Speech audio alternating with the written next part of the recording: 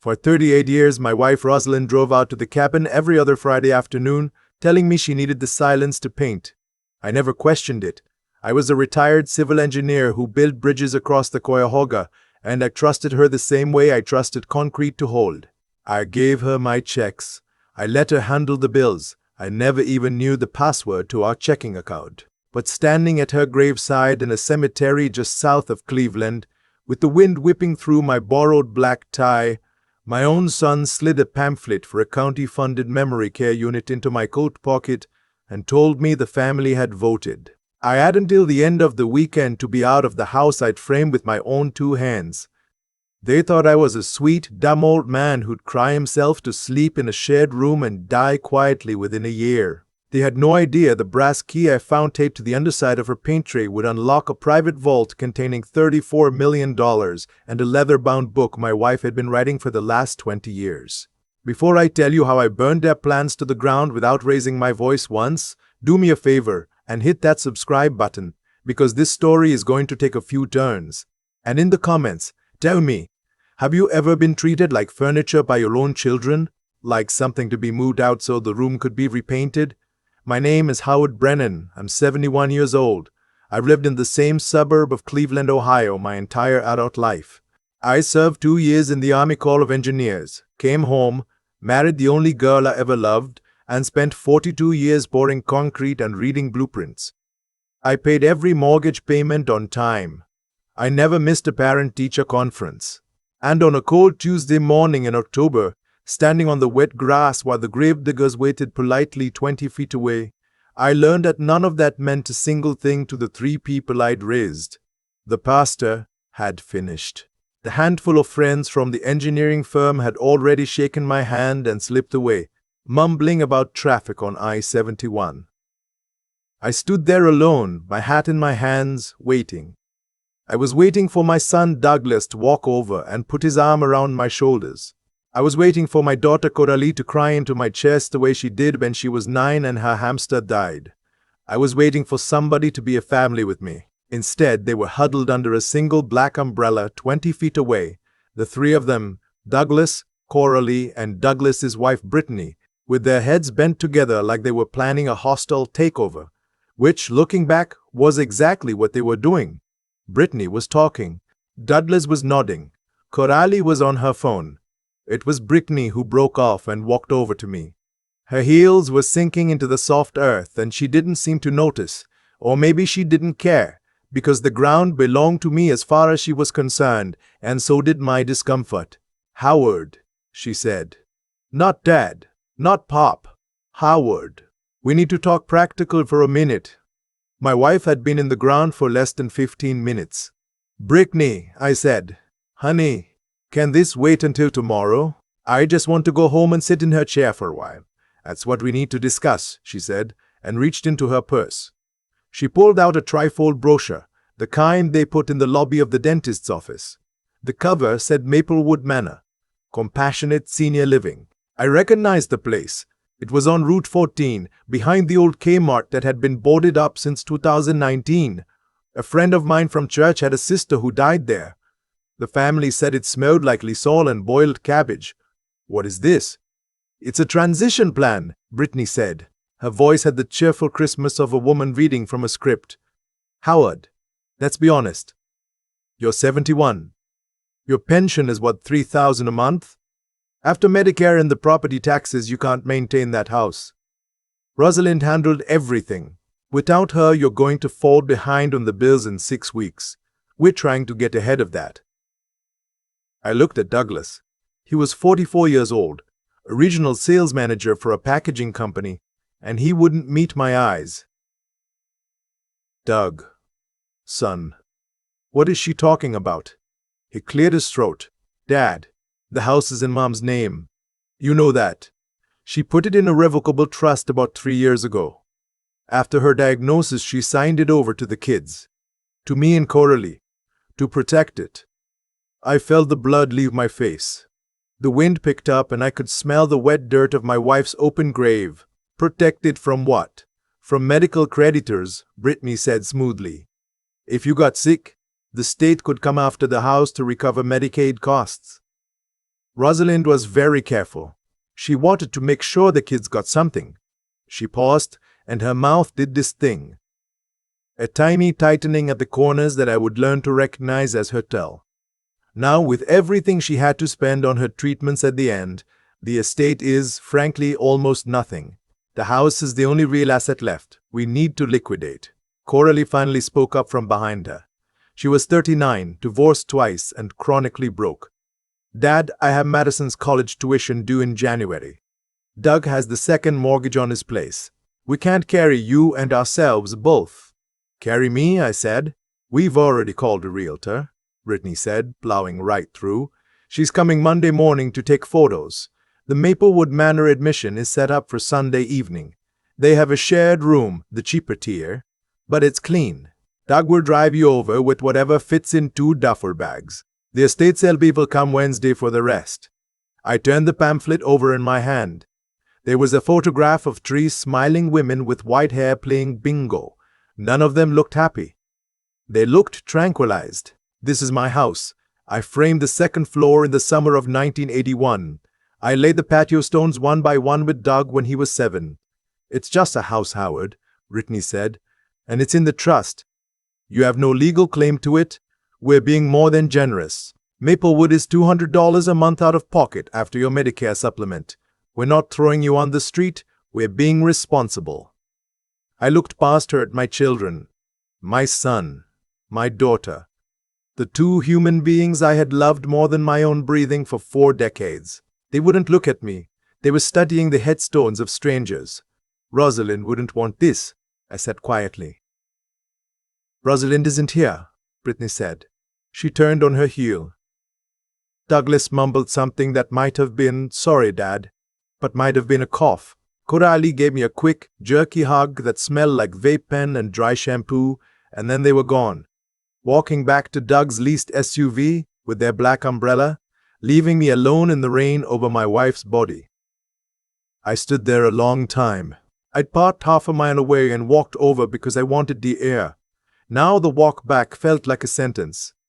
But somewhere between the 3rd and 4th row of graves, something shifted in me. Not anger, not yet. Something older. Something my drill sergeant in 1974 had called the cold settle, when fear stops being fear and becomes attention. Rosalind had spent every other Friday at our cabin in Geauga County for nearly 40 years. Painting, she said. She came home Sunday nights with paint flecks on her hands, smelling like turpentine, with new canvases stacked in the back of her station wagon. I'd never gone with her. Not once. She said she needed the silence. I respected that.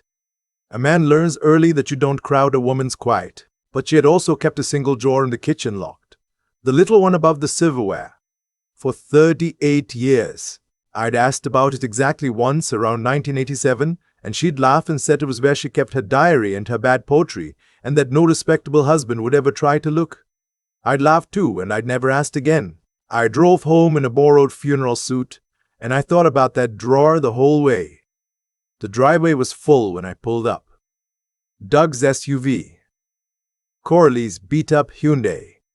A red Audi I didn't recognize. Parked across the lawn like the lawn didn't matter. The front door was wide open. I walked in and the smell hit me first. Pizza, some kind of beer, and music. Country radio, loud enough to fill a backyard. My living room, the room where I'd watched the moon landing get rebroadcast and where Rosalind had read every Tuesday night for 4 decades, looked like the parking lot of a yard sale. The cabinets were open. The bookshelves were half empty. Cardboard boxes labeled keep, sell, and trash were stacked on the dining room table. Coralie was kneeling in front of the china hutch, wrapping my mother's wedding plates in newspaper. My grandmother brought those plates over from County Cork in 1923. Coralie was tossing them into a box like they were thrift store junk. "Honey," I said, "what are you doing?" She looked up. She had been crying earlier, I could tell, but it was a strategic kind of crying, the kind you do for an audience. Her eyes were dry now. "Daddy, these need to be appraised. There's a guy in Akron who does estate stuff. I'm just getting them out of the way." In the kitchen, I heard a quart pop. I walked through the dining room and there was Douglas at my counter, holding the bottle of Camus Cabernet I'd bought in 2002 to drink on our 50th anniversary. 2 more years. We were 2 more years away. He was pouring it into a coffee mug. Tug, put that down. Dad, relax. It's probably turned anyway. You sat on it too long. Old wine doesn't keep, that's a myth. He took a sip. He didn't even pretend to taste it. Tastes fine. Want some? A slow clap came from behind me. Brittany was standing in the kitchen doorway with my wife's jewelry box. A hand-carved cherrywood box I'd made at a woodworking class for our 20th anniversary, tucked under her arm like a clutch purse. Howard, you really should sit down. You look exhausted. Get out of my house! She tilted her head at me with that rehearsed sympathy people use on dogs in cages. Howard, sweetheart, it's not your house. It hasn't been your house for 3 years. We've been very patient about that fact. Don't make this difficult. Doc paid the mortgage on this place. You paid the mortgage on this place, Howard. And Rosalind decided what to do with the equity. She made her choices. Now we honor them. She set the jewelry box down on the counter, opened it, and started picking through Rosalind's earrings with one manicured finger. You really should focus on packing your essentials.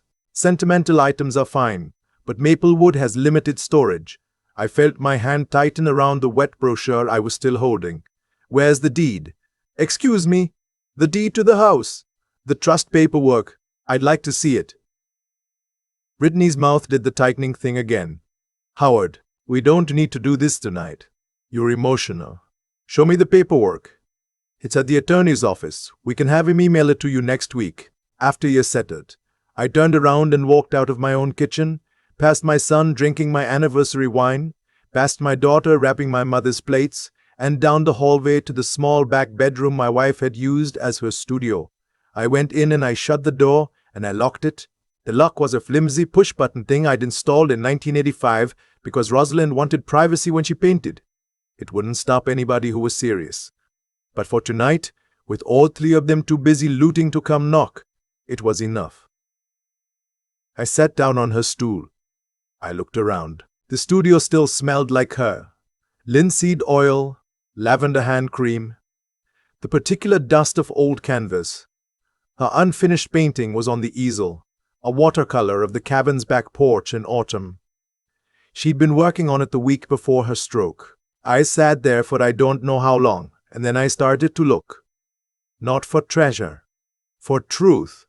The desk drawer where she'd kept her lesson notes from when she taught Sunday school. The shelf where she'd stored her old appointment books, going back into the 70s. Rosalind had never trusted a phone calendar, said she wanted things she could touch. I pulled down the appointment book from 1987. I flipped to a Friday in March. Tybe. Meet H. I pulled down 1995. Friday, June 9th. 2 p.m. Cabin. Meet H. I pulled down 2003. Friday, October 17th. 2 p.m. Cabin. Meet H. I pulled down 2019. Same thing. Every other Friday for 38 years. 2 o'clock at the cabin. Meet H. Ivory. I am not a romantic man, but I am not a stupid one either. And the first thing I thought was the obvious thing. H. some man. Some other life. A whole second marriage carried out 2 hours east of me on a country road I'd helped pave myself. I felt sick. I sat down on the floor of her studio with my back against her drafting table, and for the first time since she died, I cried. Not for her. For me. For the man I thought I'd been. After a while I stopped. I'm 71 years old. I don't have the stamina for self-pity that I used to.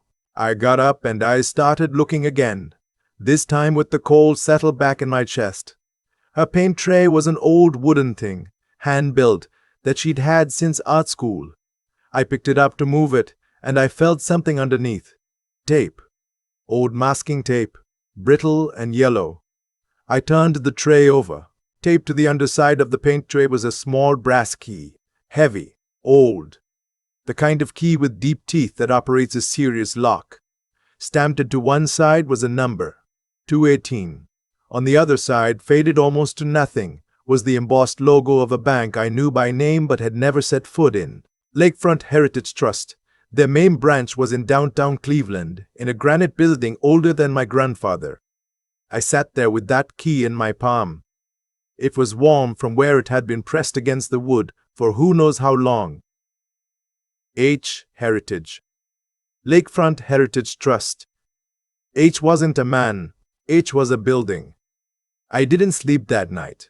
I sat in my wife's studio with the lock pushed down on the door, and I listened to my children and my daughter-in-law go through my house like raccoons in a dumpster. I heard Brittany on the phone with somebody talking about staging the property and what carpet would have to be ripped up. I heard Coralie complain that the silver was plate, not sterling. I heard my son crying once briefly in the upstairs hallway, and then I heard Brittany tell him to pull himself together because they had a lot to do. When the sun came up Tuesday morning, I came out of the studio. I didn't look at any of them. I went to my own bedroom. They'd already posed the mattress halfway off the box spring looking for cash, I guess. And I changed into my best suit. Charcoal gray. The one I'd bought for Coralie's first wedding in 2008 and only worn 3 times since. I put on the tie Rosalind gave me for my 60th birthday. I shaved with a real razor for the first time in months. I walked downstairs. Brittany was in the kitchen drinking my coffee out of my mug. She looked up. "Where do you think you're going?" "To run an errand." "Howard, you don't drive on the highway anymore. Doug can take you wherever after lunch." "I drive just fine." I picked up my keys off the hook and I walked out the front door and I got in my old Buick. The brass key was in my breast pocket, against my heart, like a second pacemaker. The drive into downtown Cleveland took me 40 minutes. Lakefront Heritage Trust was exactly where I remembered. An old fortress of a building, 8 stories of carved limestone, with a revolving door and a security guard who eyed me when I came through. I walked across the marble floor to the customer service desk, where a young black woman in a navy blazer was on the phone. Her nameplate said, Imani. "Can I help you, sir?" "My wife had a safe deposit box here. I'd like to access it. Do you have the key and an ID?" I put the brass key on the marble counter. I put my driver's license next to it. I waited. She looked at the key. She looked at the key. She looked at the numbers stamped on it. Her face changed, very slightly, the way Brittany's mouth tightened. But where Brittany's was a tell of contempt, this was something else. Recognition. Maybe alarm. "Excuse me one moment, Mr. Brennan." "Howard Brennan." "Mr. Brennan, please wait right here." She picked up a phone, said something quiet into it, and 4 minutes later a man came hustling across the lobby toward me. He was about my age, maybe a few years younger. White hair, navy suit, bow tie. He had the look of a man who had not run for any reason in 20 years and was now running for me. "Mr. Brennan." He stopped short of me, breathing hard. "I'm Theodore Larkin. I'm the senior trust officer here. Your wife told me you would come." "Eventually." He swallowed. He looked like he was about to cry, which threw me. "I am so terribly sorry for your loss. She was a remarkable client. A remarkable woman. You knew my wife." "For 36 years, sir.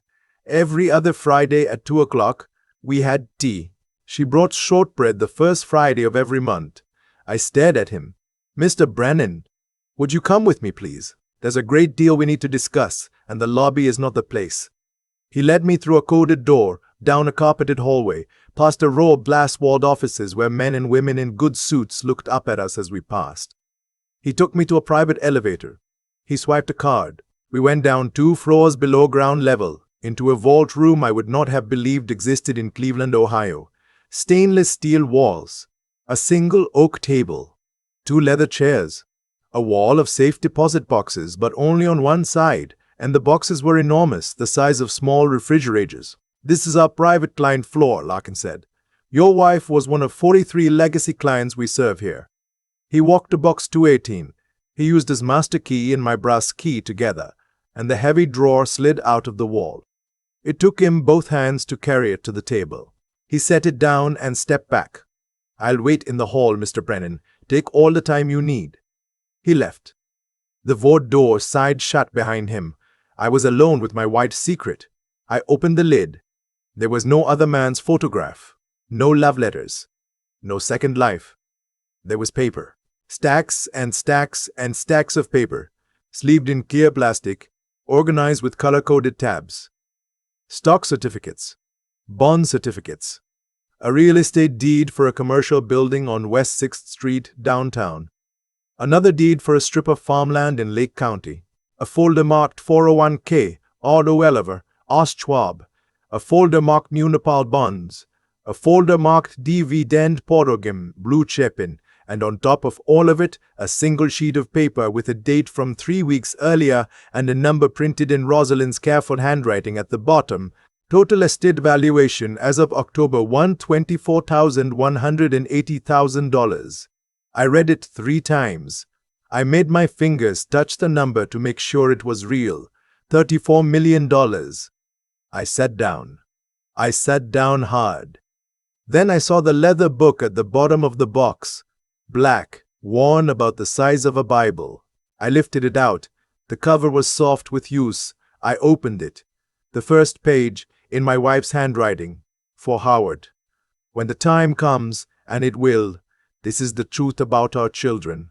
I am sorry I never told you while I was alive. I needed you to keep loving them the way you did because that love was the best part of you. But I could not let them destroy you after I was gone. So I built this, all of this, for you. R. I turned the page.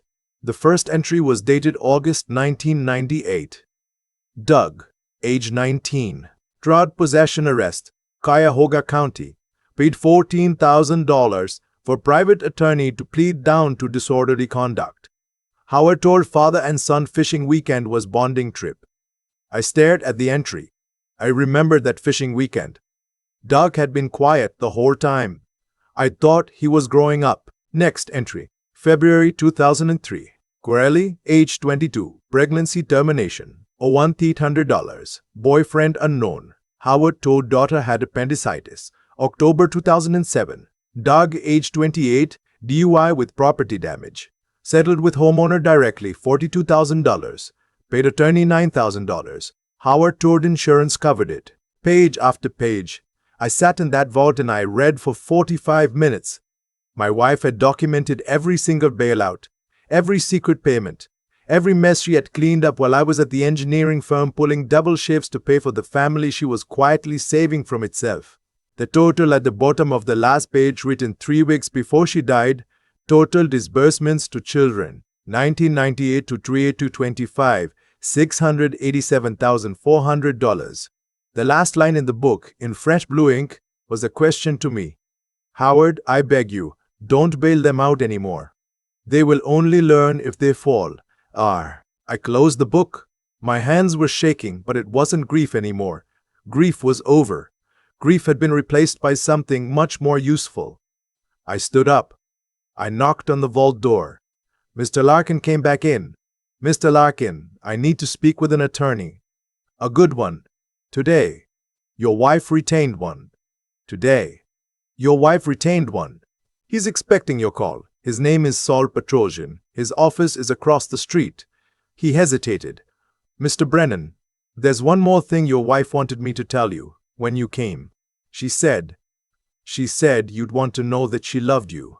Every day. The Fridays at the cabin were real. She painted there. She also met with me on Fridays at 2 o'clock here, every other week. She kept both. She was very good at keeping both. I nodded.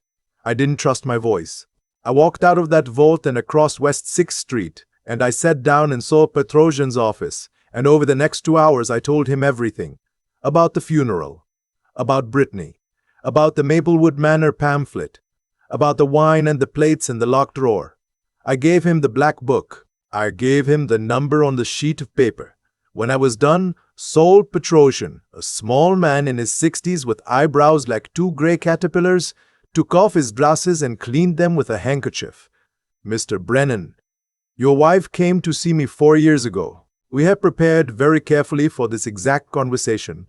The trust your son referenced, the one supposedly transferring the house to him and his sister, does exist. Your son is a co-trustee of a revocable trust that was funded with your wife's bank account. containing approximately $11,000 and a 2009 Toyota Camry. The house is not in that trust. The house is in a separate, irrevocable trust of which you, Howard Brennan, are the sole beneficiary, as are all of the assets you saw today. I let that sit. They lied to me. They lied to you. They also forged signatures on what they believe is a deed transfer, but which is, in fact, a draft document your wife had her attorney, me, leave on a desk for them to find. It has no legal standing. It was bait, sir. Your wife laid bait. I almost laughed. I think I did laugh a little. What do you want to do, Mr. Brennan? I thought about it. I thought about Doug pouring my anniversary wine into a coffee mug. I thought about Bitney's heels in the cemetery mud. I thought about Coralie wrapping my mother's plates while she stepped over the dog Rosalind had buried in the backyard 6 months ago. And I thought about Rosalind asking me in her own handwriting to please, for the love of God, let them fall.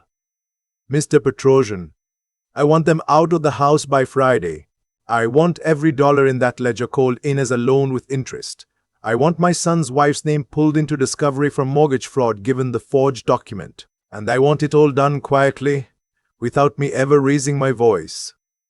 Sir, that is exactly the menu your wife pre-ordered. I went back to the house that evening. I had the brass key in my pocket and a folded copy of the real trust paperwork in my coat. I had eaten a steak at a downtown restaurant and drunk one bourbon, neat, and I had checked into a hotel suite at the Ritz-Carlton on Saul Petrosian's recommendation. But I went back to the house first, because I needed to see them one more time before everything changed. Brittany was in my kitchen with a measuring tape. She was measuring the cabinets. Howard, we were getting worried. I went for a drive. You missed the appraiser. He came at 3. She frowned. Where did you go? To see an old friend. Howard, you don't have any old friends. That was true.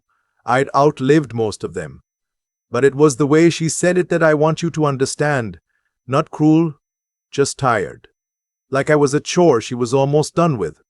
I sat down at my own kitchen table. I folded my hands. Doug came in from the garage. Coralie came in from the basement.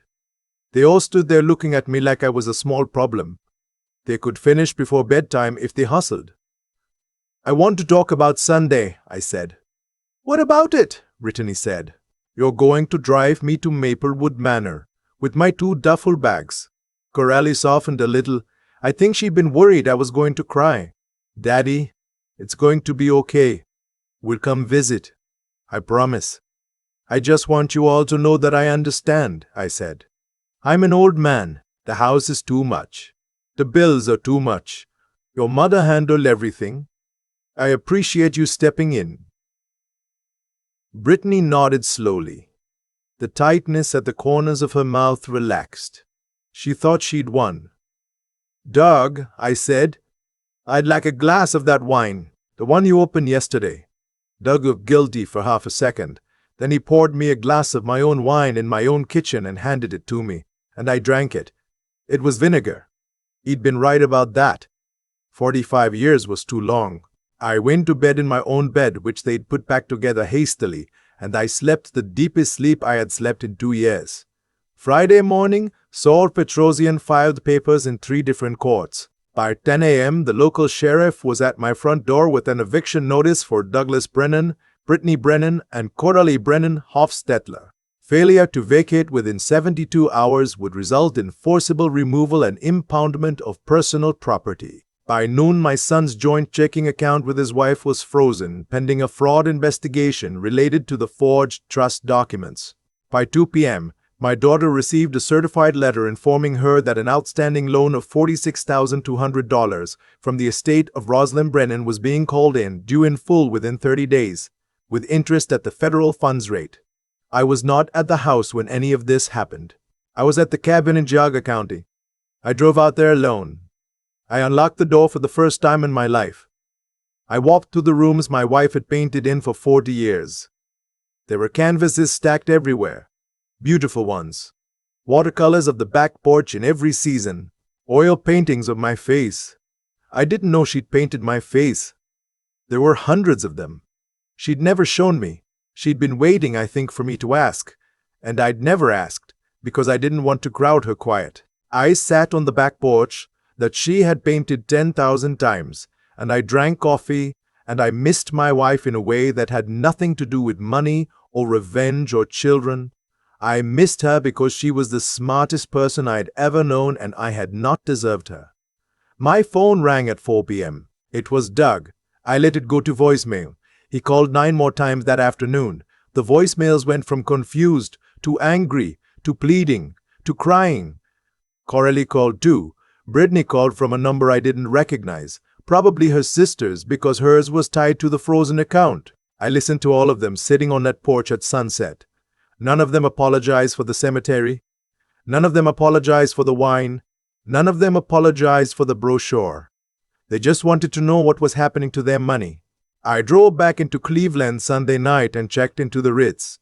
I did not go to Maplewood Manor. Monday morning, my children and my daughter-in-law sat in Saul Petrosian's conference room across from me. I was wearing a different suit by then. Saul had introduced me to his tailor. They looked smaller than I had ever seen them. Doug had not shaved. Coralie had been crying for real this time, the makeup down the face kind. Brittany sat very upright and very still, like a woman in a deposition. Saul read out the situation in his quiet, dry voice. The real trust. The real assets. The real ledger. The real loans called in, payable in full. The real eviction. The real fraud investigation that would be dropped, Saul said, only if Brittany signed a document agreeing to specific conditions about her future contact with me. When Saul was done, the room was quiet for a long minute. Then Coralie said, "Daddy, please." I looked at her. I looked at the daughter I had taught to ride a bicycle, who had once written me a Father's Day card that said, "You are the strongest man in the whole world," who had wrapped my mother's wedding china in newspaper while I sat in the next room with my dead wife's appointment books. "Sweetheart," I said, "your mother asked me in writing to let you fall. I'm honoring her wish. I love you. I will always love you. But I am not your bank, and I am not your hostage, and I am not a shared room at Maplewood Manor." Doug was crying. Brittany wasn't. Brittany was already calculating her next move. I could see it in the corners of her mouth. "I want you to know," I said, "that I did not do this in anger. I did this because your mother spent 38 years walking into a downtown bank every other Friday at 2 o'clock in good shoes, with a leather notebook, and she built something with the surplus of my paycheck. She built a wall between you and the worst of yourselves. And then she built a door in that wall, and she gave the key to me." I stood up. "You will not be at Maplewood Manor on Sunday." "I will. I'm going to visit a man named Walter. He was my foreman in 1986, who's been there for 2 years, and whose family stopped coming after the first 6 months. I'm going to bring him a real coffee, and I'm going to sit with him for an hour. I'm going to do that every Sunday for the rest of his life or mine, whichever ends first. Because that's what your mother would have done." I left them in that conference room. I took the elevator down. I walked across the lobby and out onto West 6th Street, and the late October sun was coming through the gap between 2 old buildings, and the wind off Lake Erie smelled like rain and cold metal and the city I had spent my whole life building bridges in. I got into my car. I drove home to my own house, the one I had framed in 1981, the one that was and had always been in my name. I let myself in with my own key. I made myself a cup of coffee in my own kitchen. I sat in Rosalind's chair. The brass key was on the counter where I'd set it down. Box 218. H for heritage. H for Howard. H for home.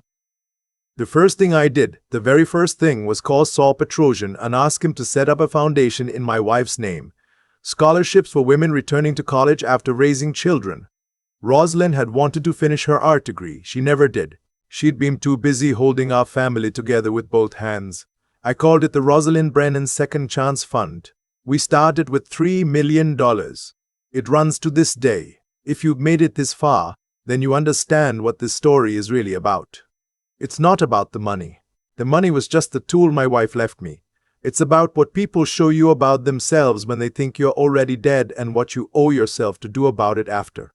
Hit subscribe. Tell me in the comments, Would you have called the eviction in, or would you have given them one more chance? I read every reply. Every Sunday at 2 o'clock, when I'm sitting next to Walter at Maplewood Manor, with a coffee in my hand and my wife's brasky in my pocket. I've thought about that Tuesday morning 1,000 times since. The morning I walked out of my own kitchen in a charcoal suit while my daughter-in-law measured my cabinets like I was already in the ground. And what I've come to understand is that nothing that happened to me at that graveside or in that house was random. Every single thing my children did to me was a debt collector showing up to collect what I had been paying into for 40 years without knowing it. I had taught them by example that love means writing checks and asking no questions. I had taught them that trust means handing over your paycheck and never reading the statement. I had taught them every time I let Rosalind clean up a mess I didn't know existed, the consequences were a problem someone else solved. So when she died, they didn't see a grieving father. They saw the source of the funding. Suddenly, unprotected, they acted exactly the way I had unintentionally trained them to act for almost 3 decades. That is the hard part of this story for me. Not the betrayal. The mirror. I had to look at myself and admit that I had been a coward dressed up as a generous man. I had let my wife carry the weight of every difficult conversation about our children because it was easier on me. She had spent 38 years driving to the cabin and to that downtown bank because somebody in our family had to be the grown-up and I had volunteered her for the job. What I want any man my age to take from this is simple. Kindness without spine becomes fuel for the people who would burn you. Love without honesty becomes a tab somebody else has to pay. The strongest thing Rosalind ever did was leave me a leather book full of truths I should have insisted on knowing while she was alive. She gave me, in her absence, the backbone she never made me grow while she was here. Strength at 71 does not look like shouting. It does not look like fists or threats. It looks like sitting in a vault 2 floors below downtown Cleveland and reading the truth without flinching. It looks like signing eviction papers with a steady hand because your dead wife asked you to in writing, with the last clear thought she had. It looks like driving past Maplewood Manor on a Sunday afternoon and walking inside with 2 coffees, not for yourself, but for an old foreman whose family forgot him. Douglas and Coralie will figure out their lives, or they won't. That is no longer my work. My work, what's left of it, is to be a man worthy of the woman who married me at 23 and protected me for 38 years, without ever once making me feel small for needing protection. I owe her a clean second hearth. I owe her a backbone she can be proud of, from wherever she's watching. And I owe every man my age who's listening this one piece of advice. Read the statements, ask the questions, love your family enough to tell them the truth while you still can.